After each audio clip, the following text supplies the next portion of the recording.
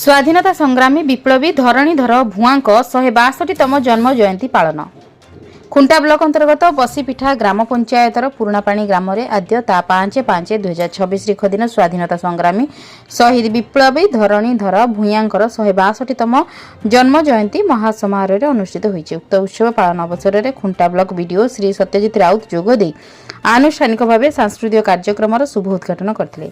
बेगुनी डिहार प्रसिद्ध छौ नृत्य परिवेषण होइथिला। अनुष्ठान पक्षरु निशा निवारण संबंधी सचेतना धर्मी क्षुद्र नाटक परिवेषण करा जायतिला।